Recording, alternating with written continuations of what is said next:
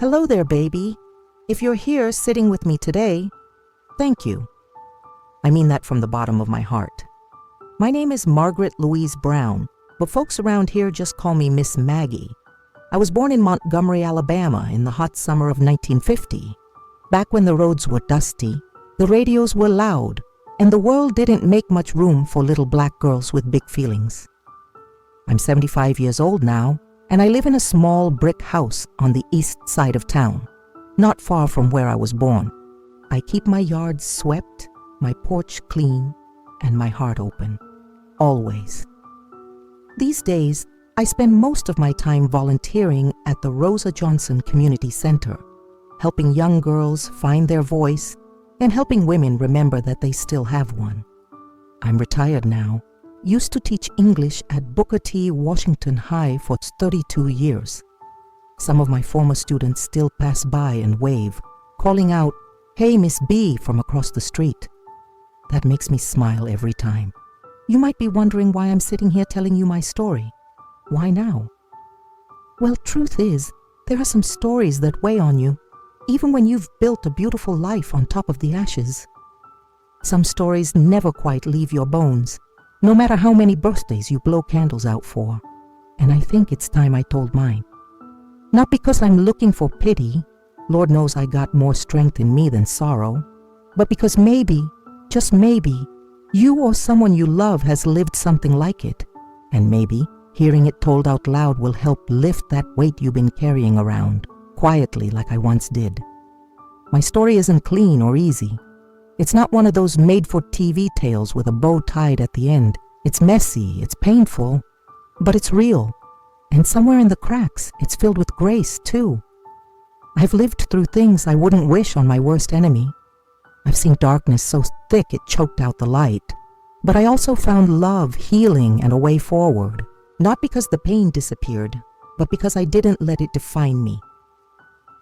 I'm going to take you back to the beginning. To my childhood in the South, when the cicadas sang louder than the truce, and grown folks said, family business stays in the house. To the silence behind closed doors. To the moments when my body was small, but my fear was bigger than the sky. And then I'll tell you about the woman who believed me, the first one who really saw me, and how her kindness cracked open a way out. I'll tell you about the escape, the chaos, the freedom, and the long, slow journey toward becoming who I am today. This story isn't for the faint of heart, but it's for the broken-hearted. It's for the survivors. It's for the ones still walking through hell with no map. It's for the little black girls whose tears go unseen and the women they become, still learning how to breathe. So if you're sitting somewhere with pain you don't talk about, or if you're watching this thinking nobody would believe me if I told it, baby, I believe you. And I know what that silence feels like. I lived it for far too long, but not anymore. So come sit with me. Let me tell you about the night everything changed. Let me tell you how a girl became a woman, how a victim became a voice, and how sometimes, even in this broken world, a little light still finds its way in. I used to think the sun shined just for me.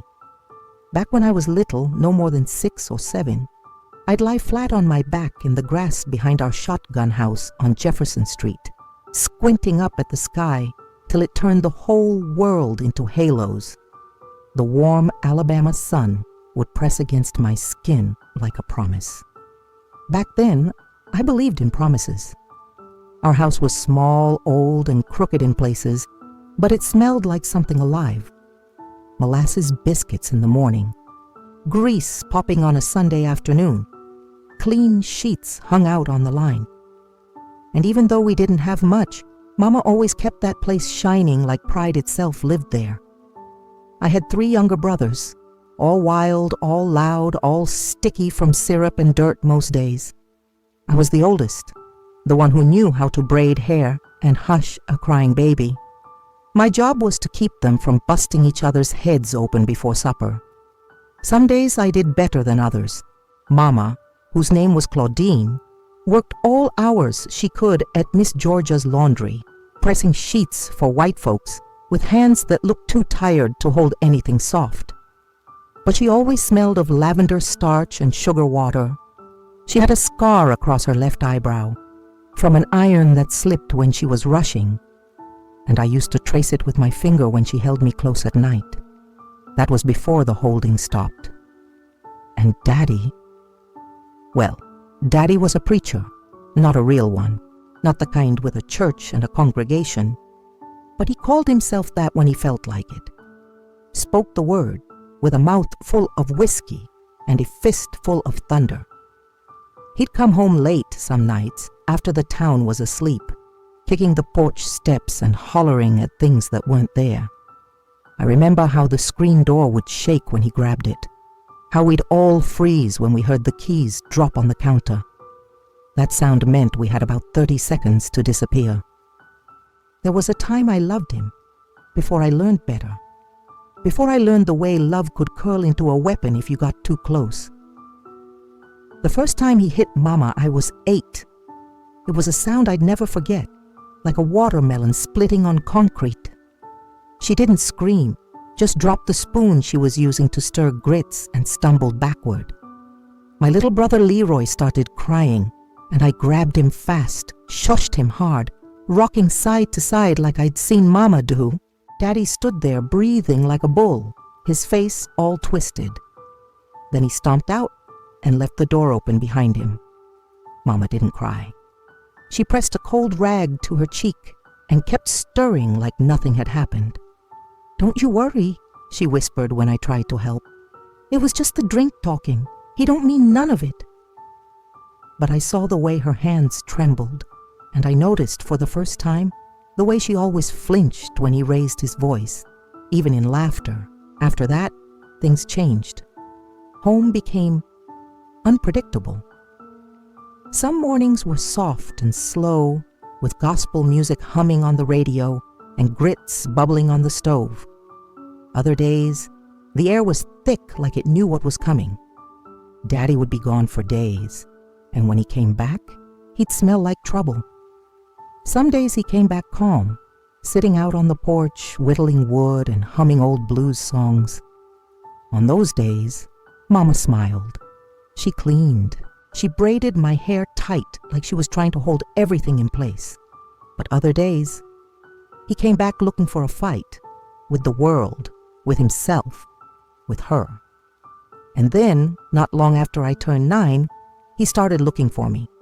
At first it was small things. A too long hand on my back when I passed him in the hall. Standing too close when he asked me to bring his food.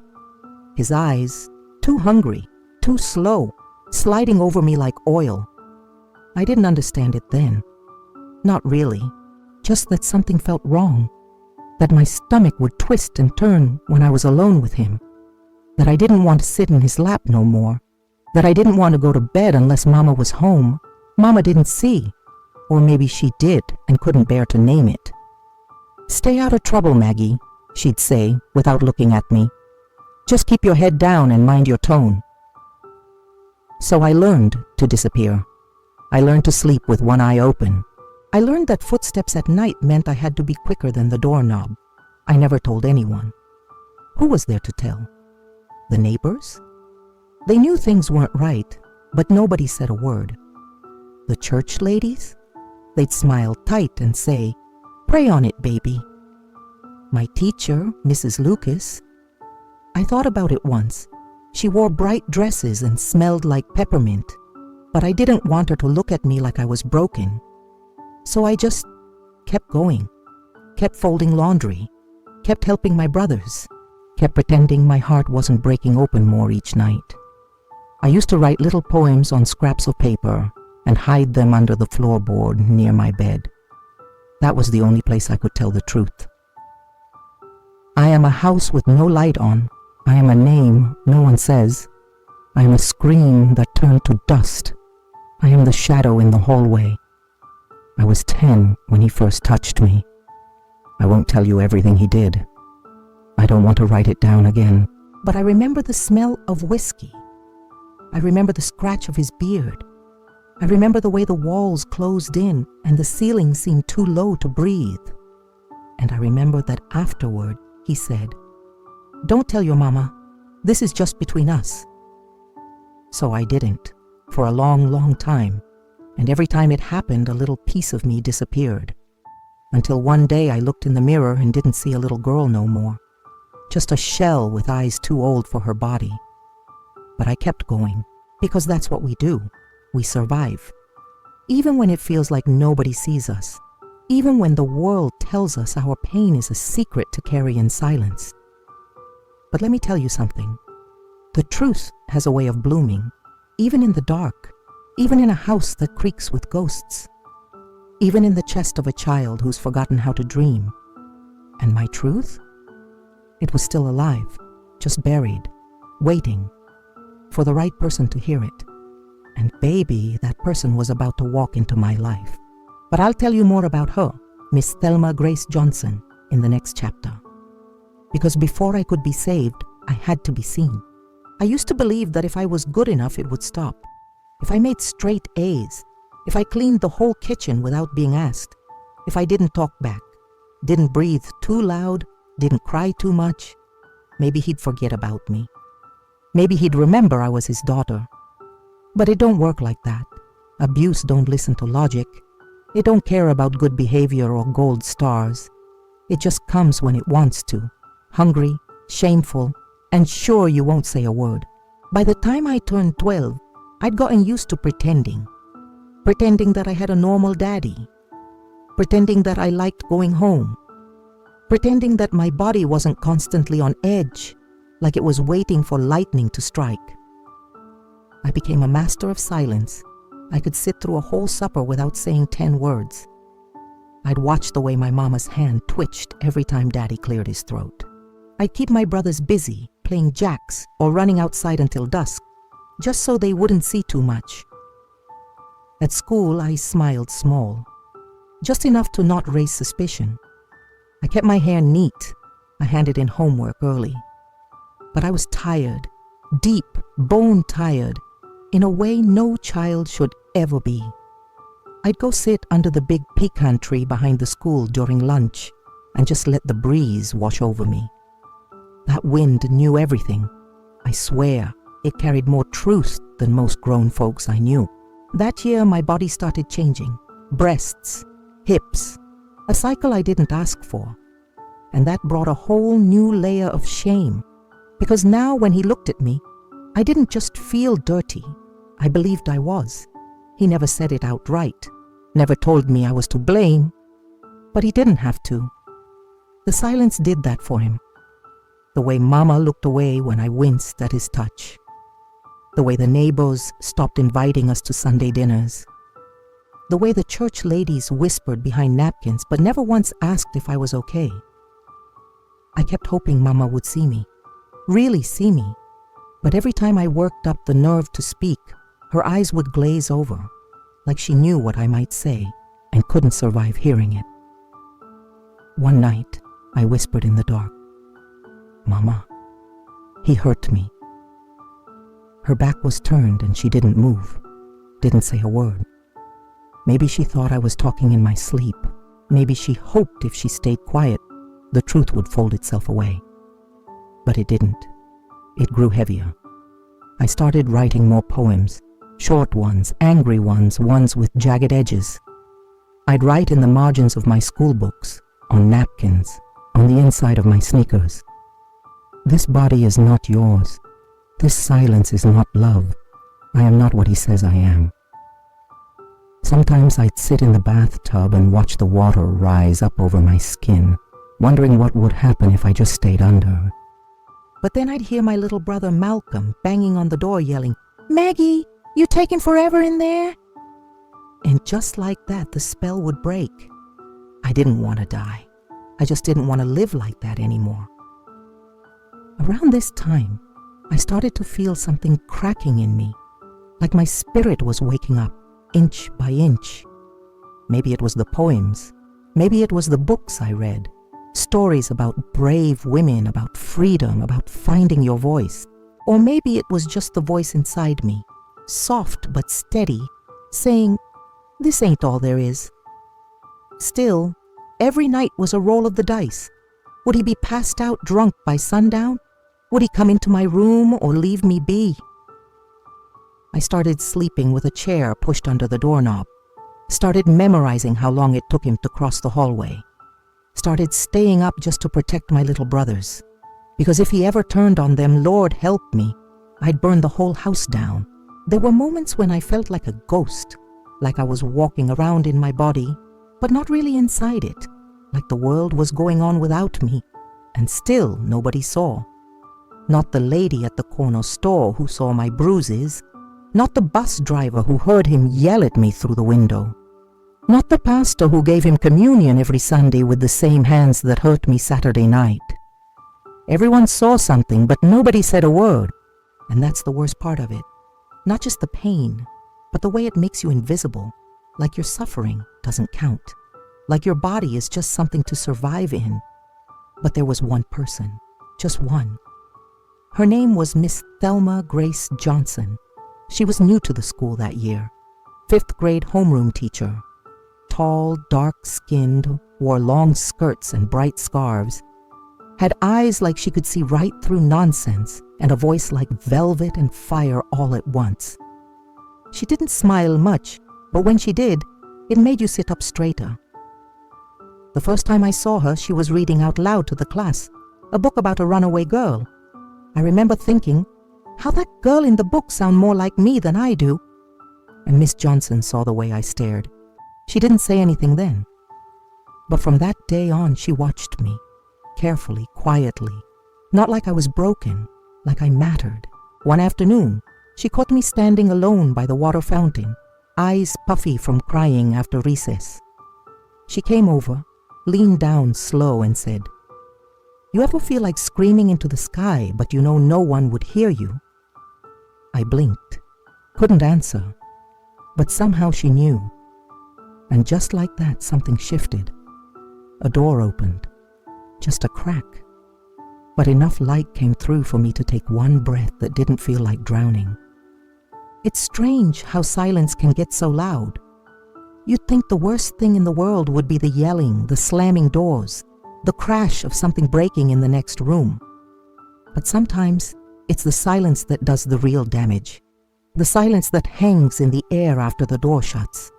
The silence of a mother not asking questions she already knows the answers to.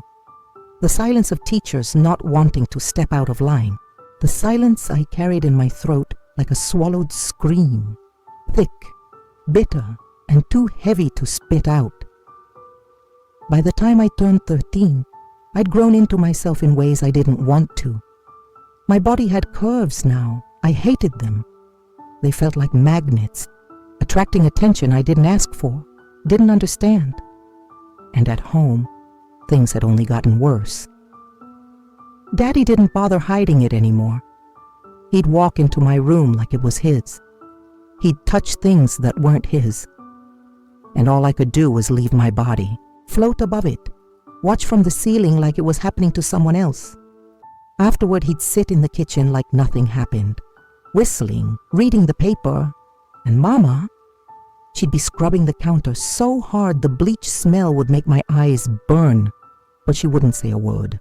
She'd just keep scrubbing. That was the year I stopped writing poems, stopped doing my hair, stopped looking in mirrors. What was the point? School became the only place I could breathe. And even then, just barely. I started dragging my feet in the morning, not because I didn't want to go, but because I never wanted to leave. Classrooms meant walls, desks, other people, safety, and Miss Johnson. Lord, she was the only one who looked at me like I was still in there somewhere. She'd give me extra reading assignments, books about girls who ran away, girls who fought back, girls who survived. She'd write little notes in the margins. You are not alone. You are more than your pain. One day after class, I stayed behind, just sitting there staring out the window. She walked over slow and quiet and sat beside me. "Margaret," she said, "I notice things. You don't have to tell me everything, but if someone is hurting you, you need to know it's not your fault." I couldn't breathe. She didn't push, didn't pry. She just sat there with me, like I was worth the time. And that night, for the first time ever, I wrote her a letter. Not a full confession, just pieces. Sometimes I feel like I'm not real, like I'm just a body waiting for bad things to happen. I hate going home. I wish I could disappear. I folded it up small, tucked it in my notebook, and the next morning, I slipped it on her desk before running out the door. I don't know what I expected. Maybe nothing. But later that day, she called me to her desk, looked me straight in the eye and said, "Thank you for trusting me. I'm here. I'm not going anywhere." And then she placed a tiny box in my palm, the kind you keep jewelry in. Inside was a key, a small, plain silver key. Locker 117 in the teacher's lounge hallway. It's yours now. Anytime you need to feel safe, no questions. I stared at her, unsure if I was supposed to cry or run. Nobody had ever given me safety before. Not like that. That key became my lifeline. I'd sneak there during lunch, sit on the floor with the lights off, just breathing. Sometimes I'd write again. Not poems, just letters to nobody. But the silence at home grew heavier, and one night, it all came undone. It was late, maybe after midnight. Mama had gone to help a sick cousin a few streets over. I was alone with him. I'd locked my door, pushed the chair up under the knob like I always did. But this time, he was drunk, loud drunk and angry. I heard his boots dragging down the hallway. He jiggled the knob, then pounded on it. "Maggie, open this damn door!" I froze. He started yelling louder, slurring, cursing, calling me names I still can't say out loud. Then, the crack. The chair snapped. The door swung open. I backed up against the wall, heart pounding in my throat. He came at me fast, and I did the only thing I could think of. I screamed. Not a little scream, not a scared whimper. I let loose a scream that I'd been holding in for years. A scream so raw it scraped my lungs. A scream loud enough to wake the dead. A scream that told the whole block that something was wrong. And he froze. Maybe it was the sound. Maybe it was shock. But he stopped, and I ran. Barefoot in my nightgown, I ran out that house and down the street like the devil himself was chasing me. I ran to the only place that made sense, Miss Johnson's house. I didn't even knock, just collapsed on her porch, sobbing, knees scraped and hands shaking. She opened the door like she'd been waiting, wrapped me in a blanket, brought me inside, locked the door behind us, and for the first time, I told her everything. Miss Johnson didn't ask me to start from the beginning. She didn't ask me to explain why I ran barefoot in the middle of the night. She didn't need to. She sat me down at her kitchen table, wrapped in her oldest quilt, and let me cry.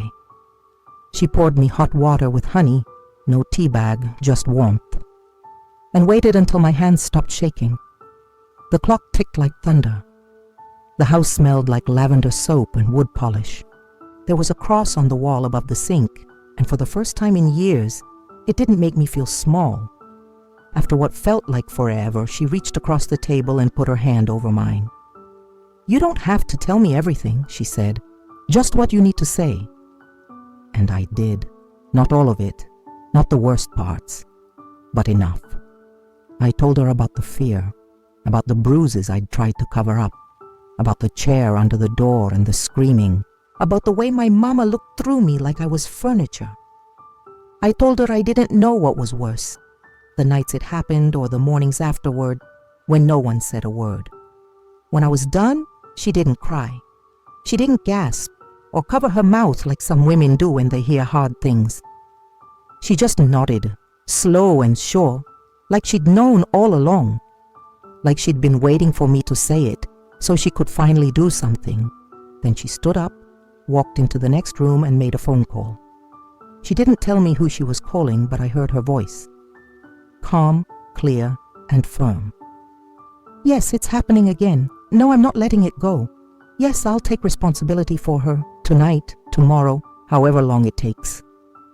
I didn't sleep much that night, not because I was scared, but because, for the first time in years, I wasn't. Miss Johnson gave me her guest room, clean sheets, a night light, a Bible on the dresser. The window was cracked open just enough to let in the night air, and I lay there staring at the ceiling, trying to understand what safety felt like. It was quiet, but not the kind of silence that hurts. This silence was soft, like maybe the world had stopped spinning long enough for me to breathe. The next morning, everything moved fast. Miss Johnson drove me to school early. Her car smelled like old gum and peppermint. She played gospel real low on the radio, not loud enough to talk over, just enough to fill the air. We didn't go to the classroom.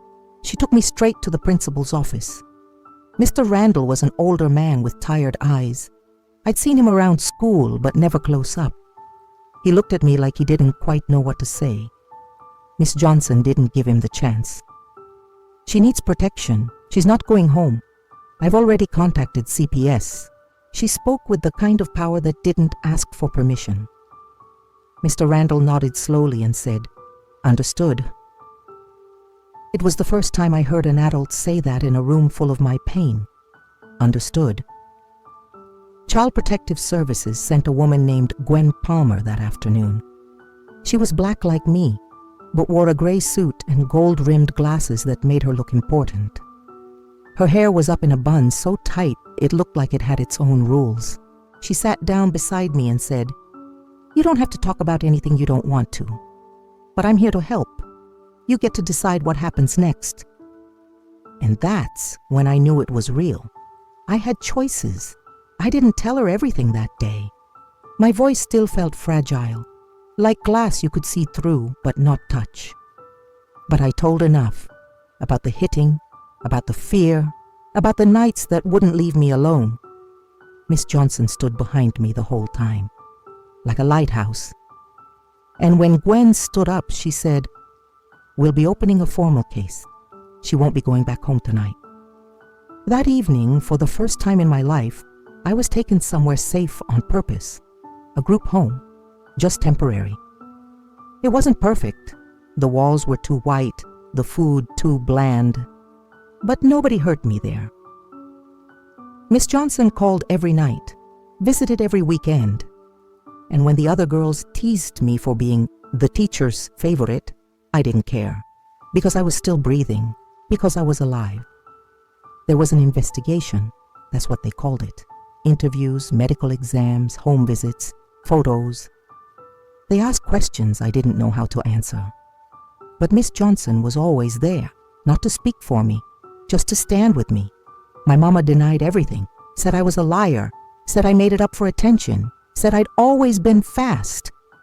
That hurt worse than the bruises. But the caseworker believed me, and so did the DA. A few weeks later, they came and arrested my father. I wasn't there. I didn't want to be. But when Miss Johnson told me, she said something I'll never forget. "You were the brave one, Maggie. The system just caught up to you." I stayed in the group home for a few months until a foster family was found. But that's a whole other chapter. The important thing is I got out. Not because the world changed, not because justice is perfect, but because one person, one black woman with a sharp mind and a soft heart, decided I was worth fighting for. That's what saved me. The house sat at the end of a quiet road, behind a rusted gate that creaked like an old voice when it opened. It wasn't fancy. One story, brick, with shutters that needed repainting, and a mailbox leaning to one side like it was tired, but it was safe. The Harrisons were my first foster family.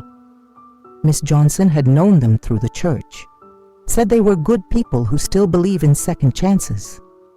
I didn't believe in anything yet, but I packed my things, what little I had, and walked through that creaky gate like I was stepping into a story I didn't ask to be part of. Miss Teresa Harrison was a retired nurse with salt and pepper hair she kept in a loose puff, soft hands, and a face that smiled with her eyes. Her husband, Mr. Lionel, was quiet and gentle, spoke slow like he was measuring every word before letting it out. They didn't ask me too many questions. Didn't treat me like a project or a problem. Teresa just said, "Here's your room, baby. You don't owe us anything. You rest first. We'll talk later." That night, I cried so hard into the pillow I thought I'd drown, and no one came into the room. No one yelled. No one touched me. Just silence. Real silence. I woke up the next morning to the smell of cinnamon toast and gospel on the radio, and for the first time in a long time, I didn't feel like running. Miss Johnson kept checking in. She'd pick me up on Saturdays and take me out for lunch, usually barbecue or meat and threes, from a little place called Cleo's Kitchen, where the waitress already knew our order. But one day, instead of food, she drove me to a garden. It was behind her church, a little patch of land tucked away behind the parking lot. Nobody went there but her, she said. She'd started it years ago, called it her Peace Project. Rows of flowers I didn't know the names of.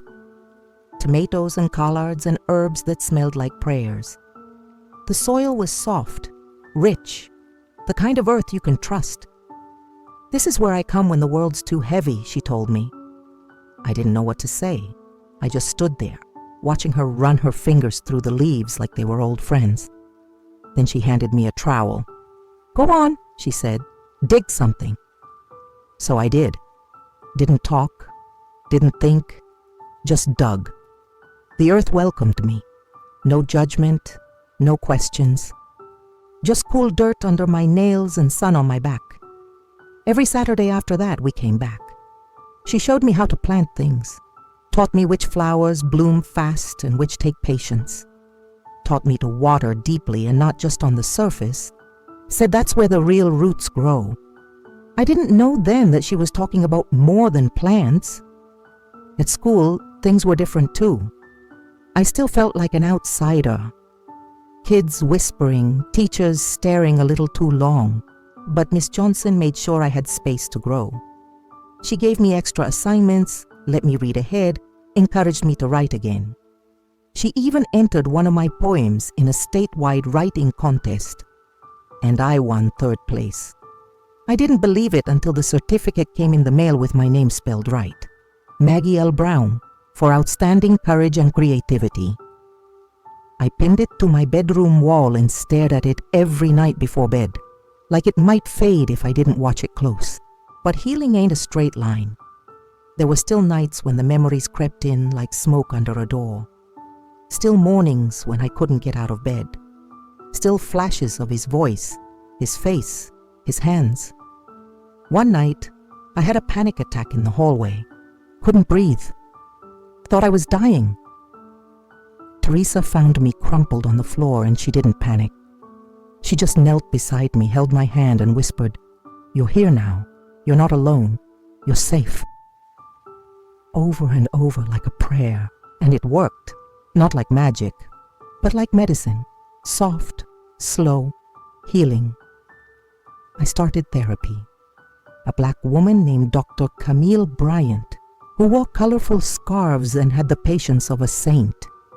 She didn't ask me to relive everything at once. She taught me how to sit with the pain instead of running from it, how to breathe through the memory, how to reclaim my own voice piece by piece. One day she asked me, "Maggie, what would you say to that little girl, the one who went through it all?" I didn't answer at first, but later I wrote it down. "I'm sorry no one came. I'm sorry they didn't believe you, but I believe you, and you never deserved any of it." That summer, I planted a rose bush in Miss Johnson's garden.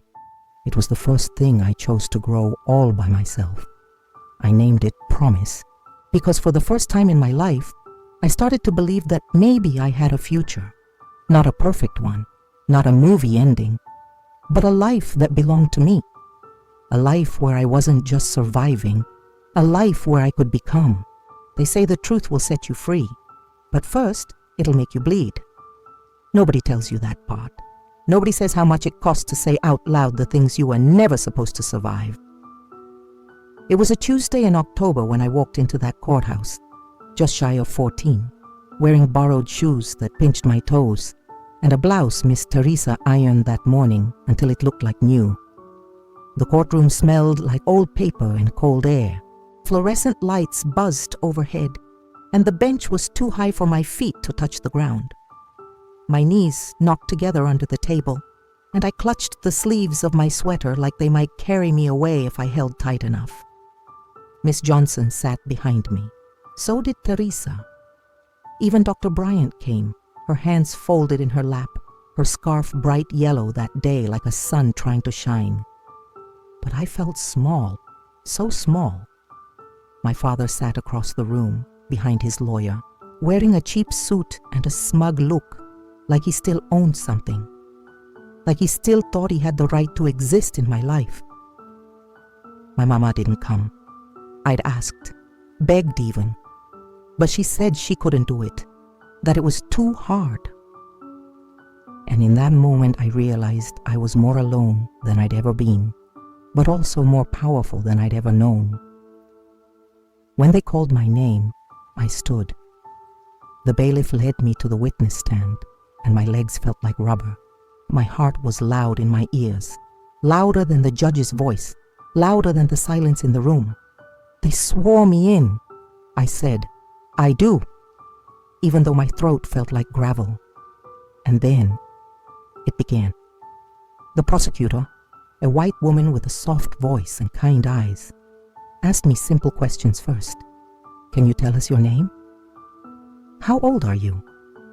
Do you remember the first time it happened? Each answer was a stone I had to lift with shaking hands. I kept my voice steady, not because I wasn't scared, I was terrified, but because I knew I had to, for the girls who never got a chance, for the ones still hiding under their beds, for the child I used to be. Then came the defense attorney. His voice was slick, rehearsed. He called me Miss Brown like it was a joke. He smirked when he held up my poems. Did you write these dramatic statements? Are you aware that your mother denies any knowledge of abuse? Is it possible you misunderstood your father's affection? That word, affection, made my stomach twist. He tried to paint me as confused, delusional, a child with a wild imagination and a need for attention. I looked him straight in the eye and said, I didn't imagine his hands. I didn't imagine the bruises. I didn't imagine the nights I couldn't breathe. And then I said, clear and loud enough for everyone in that room to hear, I may be a child, but I know what pain is, and I know what evil looks like. The courtroom went so still, you could have heard a pin drop. Miss Johnson pressed her hand to her chest. Teresa cried quietly. Dr. Bryant nodded like she'd been waiting for this moment for months. And my father? He looked away. The trial lasted 3 more days. More witnesses, more questions, medical evidence, testimony from the CPS investigator, a statement from Miss Johnson. In the end, the jury didn't take long. Guilty on all counts, aggravated assault, endangering the welfare of a child, and sexual abuse of a minor. He was sentenced to 22 years in prison. I didn't cheer, I didn't cry. I just exhaled, like I'd been holding my breath since I was 9 and finally remembered how to let it go. But here's what no one tells you. Even when the bad man goes away, the memories don't. You don't get to pack your trauma in a box and say, well, that's over now. Healing is not linear. It's not polite. It doesn't show up with balloons and a counselor with a clipboard. It's nights when you can't sleep and mornings when you don't want to wake up. It's triggers in songs, in smells, in the way someone's shadow hits the wall. But it's also sitting on the porch in the early evening with a glass of sweet tea. It's laughing so hard you forget the weight you carry. It's planting a garden with your hands in the dirt and thinking, this is mine, this life is mine now. It's taking your body back, one breath at a time. And for me, that breaking point became my starting point. After the trial, the world didn't become perfect, but it became possible. I got to go to school without flinching at footsteps behind me. I got to sleep through the night without bracing for danger. I got to walk into a room and not feel like a ghost. Most of all, I started to imagine a future, one where I wasn't defined by what was done to me, but by what I chose to become. After the trial, everything was quiet, not peaceful, not calm, just quiet, like standing in the middle of a house after the storms passed and trying to decide what's worth salvaging. I was free. He was gone. But now what? Nobody teaches you how to live after trauma. They tell you to move on, but they don't tell you how. The nights were still hard. I'd wake up sweating, heart racing, even though I knew he wasn't in the next room. Every shadow looked like a threat. Every loud voice made my stomach twist. But I also had new things. A warm bed that didn't come with conditions. A school counselor who actually listened. A garden that was starting to bloom, with my rose bush, Promise, growing taller by the week. I stayed with the Harrisons through high school. Teresa taught me how to make cornbread from scratch and how to iron a blouse like it came off a Macy's rack. Lionel showed me how to check the oil in a car and keep a budget written in a little notebook with a stub of a pencil. They weren't loud people. They didn't try to fix me. They just showed up. Dinner at 6, church on Sunday, cards and sweet tea on the porch. And bit by bit, I started to feel human again. Miss Johnson kept in touch too. Of course she did. She came to my 8th grade graduation, wearing a deep purple dress and a gold pin that said, "Educators build nations." When my name was called, and I walked across that stage in flats a half size too big, I looked into the crowd and saw her wiping her eyes. Later that night, she hugged me and whispered, "I knew you'd get here, baby. You're just getting started." High school was a mix of strange freedom and deep loneliness. I still didn't fit in. I wasn't loud enough for the popular girls, not cool enough for the boys, and I carried a history most people couldn't understand, or didn't want to. But I found little pockets of safety. A kind librarian who let me stay after school and read quietly in the corner. A creative writing teacher, Mr. Daniels, who let me submit poems instead of essays. He once wrote on the top of my paper, "You don't write like you've lived through something. You write because you have." That meant more than he knew. By junior year, I got a part-time job at a diner on the edge of town, Rosie's Grill. I worked weekends, bussing tables, filling up ketchup bottles, refilling sweet tea. It wasn't glamorous, but it gave me something I hadn't felt in years: control. I chose to be there. I earned my own money. I saved every dollar in an envelope under my mattress labeled Maggie's Future. And somewhere along the way, I started to want things and not just survival, but dreams. I wanted to teach, like Miss Johnson, not because I thought I had all the answers, Lord knows I didn't, but because I understood something about silence, about what it does to a child, about how much it matters when someone listens. At 17, I applied to Alabama State University. I didn't think I'd get in, but I did. When the envelope came in the mail, I opened it slowly on the porch with Teresa sitting beside me, fanning herself with an old church bulletin. I read the words aloud, "We are pleased to offer you admission." And Teresa clapped her hands and said, "See, baby, God got something for you that pain can't steal." College was hard. I was older than most freshmen in more ways than one. I didn't party, didn't flirt, didn't trust easy, but I showed up to every class, every test, every challenge, and I found my people. Other women like me, survivors, fighters, listeners. We didn't share our full stories right away, but we didn't have to. There was something in our eyes that said, "I see you." By senior year, I was student teaching at a local middle school. The first time I stood in front of a classroom full of 12-year-olds, my hands shook so bad I nearly dropped the whiteboard marker. But then I saw one girl, small, quiet, eyes wide like mine used to be, and I smiled. That's why I was there. Not to be perfect, but to be present. To be the one who notices, the one who believes. The day I graduated college, I wore a blue cap and gown, heels that made me almost 6 feet tall, and a grin that cracked my whole face open. Miss Johnson was there. So were the Harrisons, and Dr. Bryant, who stood in the back with her hands clasped and her scarf dancing in the wind. I looked around at those faces, the ones who stayed, and thought, look at me, still here, still growing, still whole, even with the cracks. My first classroom had flickering lights and a heater that coughed every morning like it was waking up from a bad dream. The floors creaked, the chalkboard was scratched, the desks had been carved up by generations of restless hands. But it was mine. Room 106, 7th grade English, Booker T. Washington Middle School, right back in the same town where I grew up. I'd come full circle, not because I planned it that way, but because something in me knew. This is where you're needed. The principal, Mr. Holston, had warned me, this group's rough, Miss Brown. They'll test you. Don't take it personal. But I already knew better. Kids don't act wild because they're bad. They act wild because they're scared, because no one's listened, because they've learned early that the world doesn't always come with soft landings. I understood that better than most. The first week was chaos.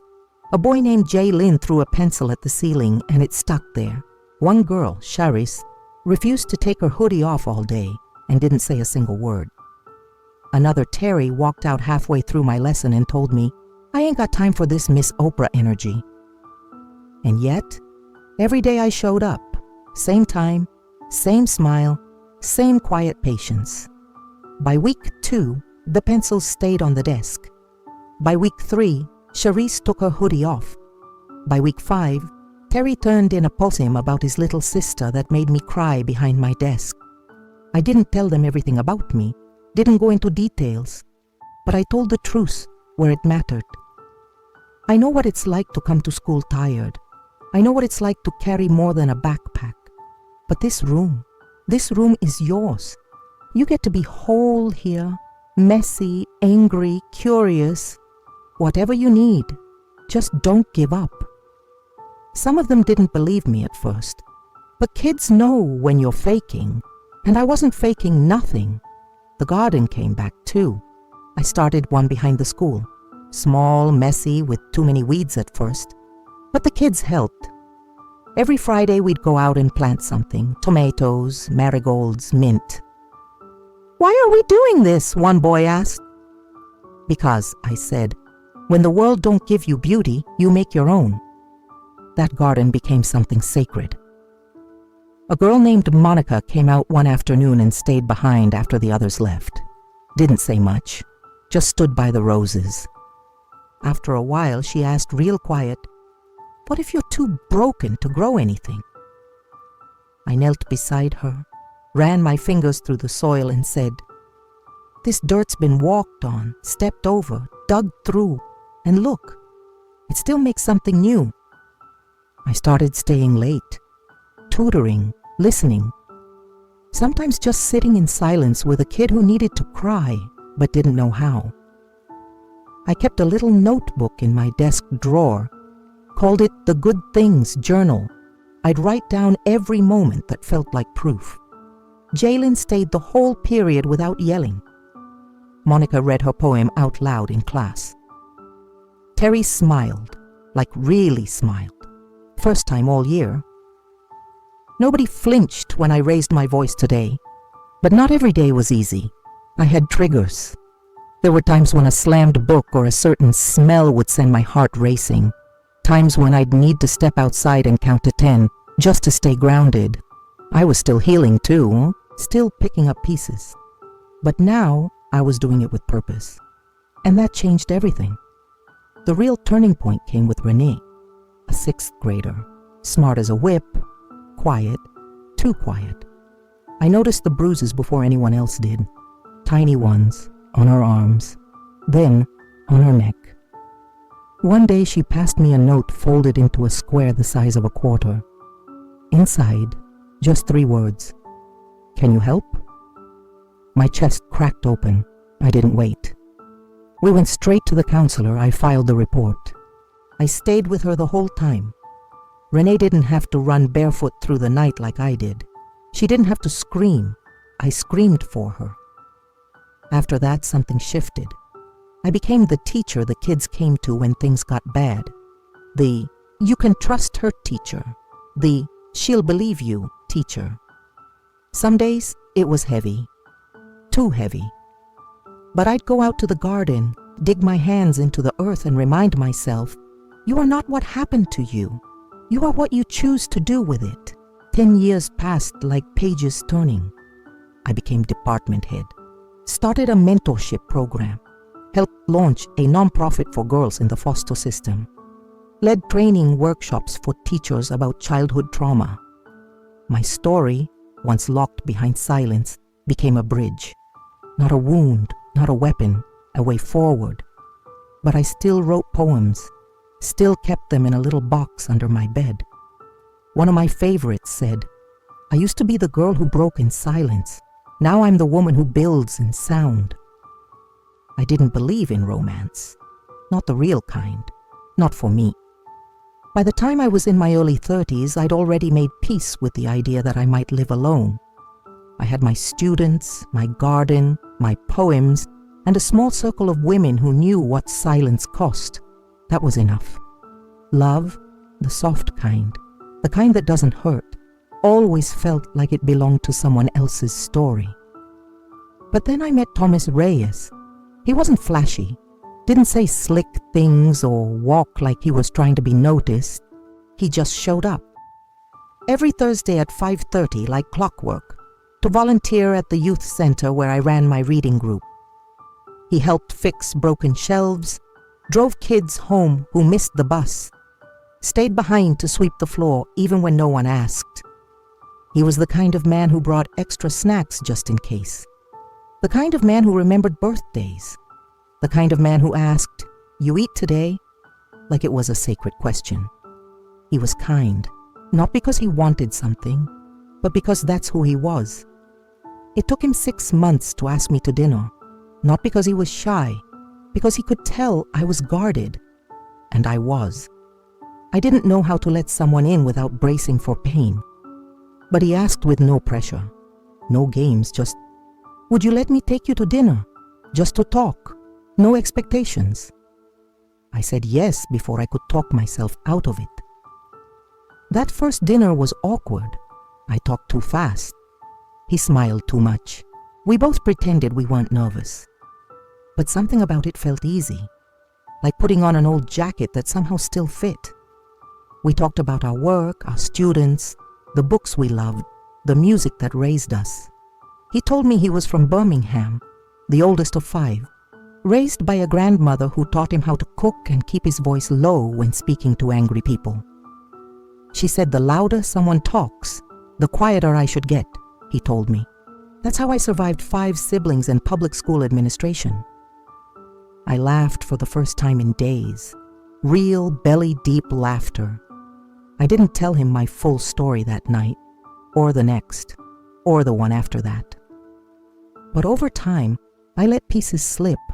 A poem here, a confession there, a breath held too long between words. He never rushed me, never tried to fix me. One night, months in, I told him, "I've been broken in ways you can't imagine." He looked me in the eye and said, "Then it's a miracle you're standing, and I'm honored to be standing beside you." I don't remember how long I cried after that. But I remember he didn't try to stop me. He just stayed. We dated slow, on purpose. Sunday picnics, bookstore walks, garden work in silence. He never tried to make me someone else, never told me to smile more or relax. He met me exactly where I was when he asked me to marry him 2 years later under the pecan tree behind the youth center. He didn't give a speech. He just said, "This isn't about saving you, it's about building something with you." And that's what we did. We didn't have kids biologically, something I made peace with early. But we built a family anyway, fostered, mentored, guided, opened our home to the kids who fell through cracks and needed a place to land. One of them was Isaiah, a 17-year-old with a temper, a record, and a talent for drawing hands so detailed they looked like photographs. He stayed with us for a year, ate through every snack in the house, argued with every rule, but hugged me from behind one morning while I was washing dishes and whispered, "You made me believe in moms again." Another was Bree, a 13-year-old runaway with a sharp tongue and a fragile heart. She stayed for 6 months, then left. But 3 years later, she sent a letter with no return address. "You were the first adult who didn't give up on me. I didn't forget. We didn't save anyone. We just loved them as they were, without terms. And that kind of love, it plants seeds." By the time I turned 50, I was still teaching, still tending my garden, still writing late into the night. Tom built me a little writing nook in the backyard, a shed with windows, a fan, and a chair that didn't squeak. He said, "You've carried enough weight, Maggie. Time to let some of it out." So I started writing my story. Not for the world, for me, for the girl I used to be. We made new traditions. Every Christmas, we'd cook for the shelter. Every first Saturday of the month, we held open dinners. Anyone could come. The only rule was leave your shame at the door, and people did. One night I looked around my table and realized none of us were bound by blood, but we were family just the same. Scars and all. The older I get, the more I realize how many lives I've lived. There was the little girl who knew fear before she knew freedom. The teenager who screamed so loud the silence cracked. The woman who stood in court with shaking hands and steel in her spine. The teacher who taught more with presence than with lesson plans. The wife who learned to love again without flinching. The mama to many who came through her door with nothing but hurt in their eyes. And now? Now I'm just Maggie again. Not Miss Brown, not Mrs. Reyes, just Maggie. The woman who sits on her porch most mornings with sweet tea and a notebook. The one who still writes poems in the margins of grocery lists. The one the neighbors wave to when they pass by. The one who young girls still call when they need someone to listen. Tom passed 5 years ago, quietly in his sleep, just like he always said he wanted. The morning he didn't wake up, I sat beside him for hours, holding his hand, thanking him for showing me that love could be soft, could be steady. I miss him every day, but I don't ache the way I used to when people left, because what we built didn't die with him. It lives in every life we touched, in every kid we held space for, in every meal shared around our crowded table. I still visit the garden. The one behind the school is long gone, paved over for a parking lot. But the one behind our house? That one's still here, overgrown maybe, a little wild but alive. Promise, the rose bush I planted back when I was still learning how to hope is still blooming. Big, bold, unapologetic pink. I cut fresh flowers every Sunday and place them on Tom's nightstand. And sometimes I talk to him like he never left.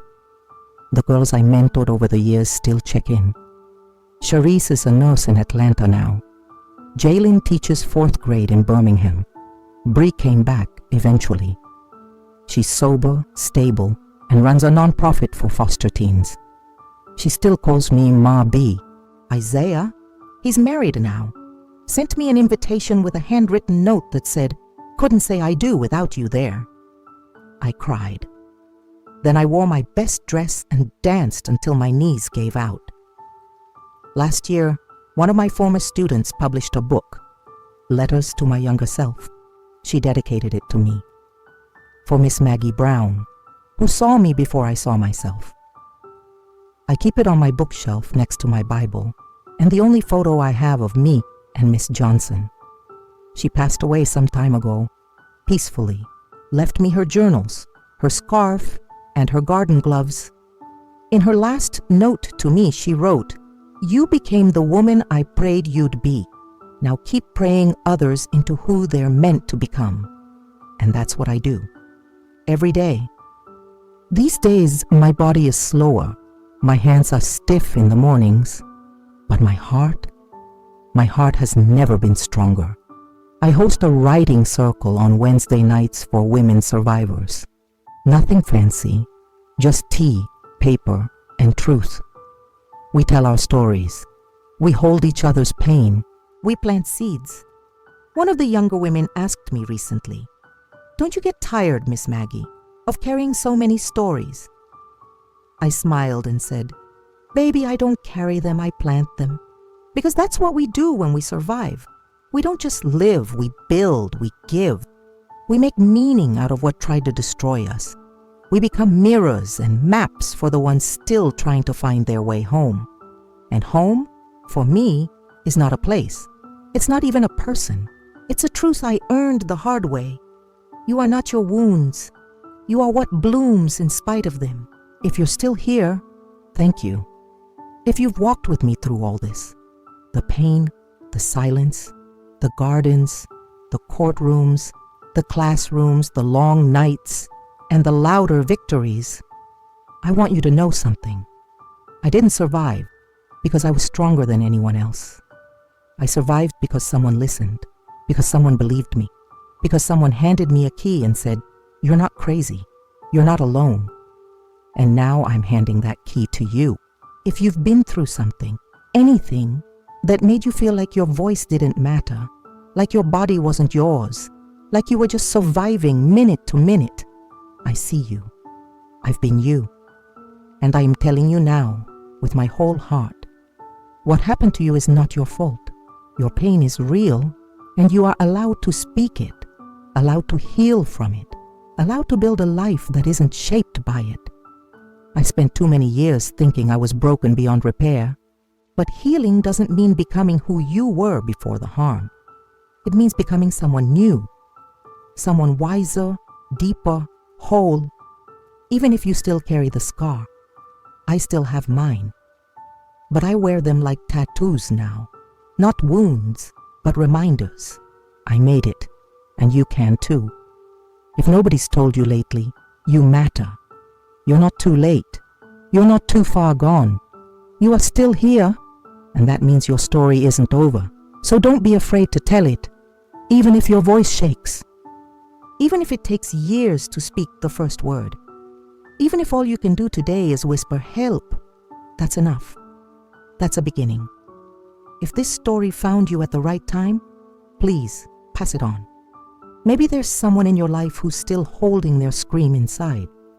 Send this to them. Sit beside them. Be their key. And if you need someone to talk to, find someone, anyone. A counselor, a teacher, a friend, a neighbor who shows up. If you don't have anyone yet, I'll tell you this. There are women just like me all over this world who've made it through and are waiting to walk with you. We are not rare. We are not broken. We are just a little quieter than most until we're ready to speak. So speak, write, scream, pray, plant something. Whatever you do, just don't give up. Because even in the deepest silence, you are never alone. My name is Margaret Louise Brown, but you can call me Maggie. And this, all of this, is the life I built out of what tried to destroy me. Thank you for hearing it. Now go build something of your own.